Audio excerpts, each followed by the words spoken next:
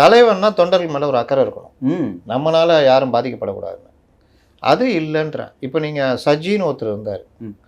அவர் வந்து இது திருவனந்தபுரம், கேரளாவில் பெரும்பகுதி ப்ளஸ்ஸு இது நெல்லை, இது எல்லாத்துக்குமே ரசிகர் மன்ற தலைவராக இருந்தார் 20-25 வருஷம்.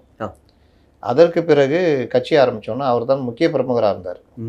சஜினா அவ்வளோ எல்லாருக்குமே தெரியும்.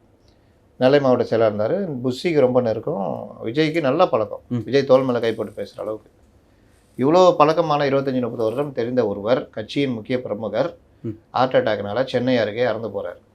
விஜய் போய் பார்க்கணுமா இல்லையா? கண்டிப்பாக ஸ்தம்பிச்சிரும்.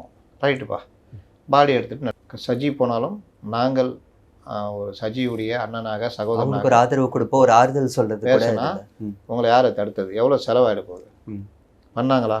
இதை பண்ணலன்னு நான் பல தடவை ட்விட்டர்லேயும் பேசுறதுலையும் பண்ணால், ஆமாங்க நீங்கள் சொல்கிறது கரெக்டு தாங்கன்னு எவனும் சொல்லலை. என்னை வண்டியாக 8 தலைமுறை இழுத்துட்டினானு.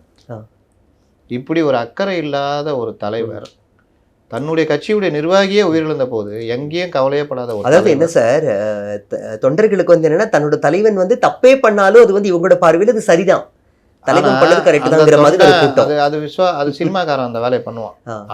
அதையும் நான் அடிக்கடி சொல்லிட்டு இருப்பேன். இவர் இன்னும் கடைசியா அந்த நிகழ்ச்சி ஒரு நாள் முன்னாடி கூட நான் பேட்டி விடும்போது சொன்னேன், இவர் இன்னும் சினிமா நடிகராக தன்னை டிமாண்ட் பண்ணி வச்சுக்கிட்டு இருக்காரே தவிர இவர் அரசியல் கட்சி தலைவராக மாறல. அதோடைய விளைவு தான் எங்கே போனாலும் ரோட் ஷோ நடத்துறாரு. அப்போ விஜய் வந்து இந்த மாதிரிலாம் பண்ணதோடைய விளைவு, தொண்டர்களை பற்றி கவலைப்படாத விளைவு, எனக்கு என்ன நேரம் கழிச்சு வரதோட விளைவு, பல இடங்கள்ல அப்படி இப்படி தப்பிச்சிச்சு.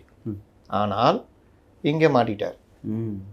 7 மணிக்கு வந்தா, நீங்கள் 2 மணிக்கு வந்திருந்தா இன்னைக்கு சொல்கிறாருல்ல, எனக்கு மட்டும் எல்லா இடத்துலையும் நடந்தது, இங்கே மட்டும் ஏன் கரூரில் மட்டும் ஏன் நடந்ததுன்னு. நீ கரூரில் 2 மணிக்கு வந்தோன்னு நடந்திருக்காது. அப்போ இவர்கள் கோர்ட்டில் சொல்கிறாங்க, சம்பள நாளுன்றதுனால கூட்டம் வராது, அதனால தான் நாங்கள் 10,000 சொன்னோமே. ஆமாம், உண்மைதான். சம்பள நாள் எத்தனை மணி வரைக்கும்? 4 மணிக்கு மேலே சம்பளம் கொடுத்து எல்லாருக்கும் பண்ணிடுறான். பல கம்பெனிகள் விஜய் நம்ம மாவட்டத்துக்கு வராரா, இந்தா ஒரு 2 ஹவர் பர்மிஷன் நீ போ அப்படின்னு. இப்படி வந்த கூட்டம் 4 மணிலேருந்து 6 மணி வரைக்கும் ஏறுது. இப்படி ஏறும் பொழுது அது ஒரு பெரிய, ஏற்கனவே காலையில் 7 மணிலேருந்து இந்த இடத்த விட்டா சிக்கலுன்னு அங்கேயே நிற்கிற கூட்டம். அது கொண்டு வந்து தண்ணி காலி, சாப்பாடு காலி, 2 மணிக்கு வந்துடுவார். அப்புறம் போய் சாப்பிட்டுக்கலான்னு சாப்பாடு இல்லாமல் இது இல்லாமல் ஒரு கட்டத்துக்கு மேலே ஐயோ முடியல நான் வெளியில் போகிறேன்னா, எங்கே போகிறேன் இங்கேயே நில்லுன்னு யாரும் விட மாட்டான். அப்போ இந்த எல்லாம் அந்த கூட்டம் நடுவில் மாட்டிக்கிட்டு இருக்குது. பொதுவாக மற்ற கட்சி தலைவர் நடத்துகிற இதில் ஒரு பாஸ் ஷேப்பில் போட்டு வச்சுருப்பாங்க. வண்டி வந்து நின்னா அந்த நெரிசல் மக்களை பாதிக்காது, மக்களும் உள்ளே வந்து விட மாட்டாங்க, பேசிட்டு போவாங்க. இங்கே அந்த ஏற்பாடும் இல்லை. அப்போ இவர்கள் என்ன கூட்டம் நடத்துகிறாங்கன்றது ரொம்ப முக்கியம். கண்டிப்பாக.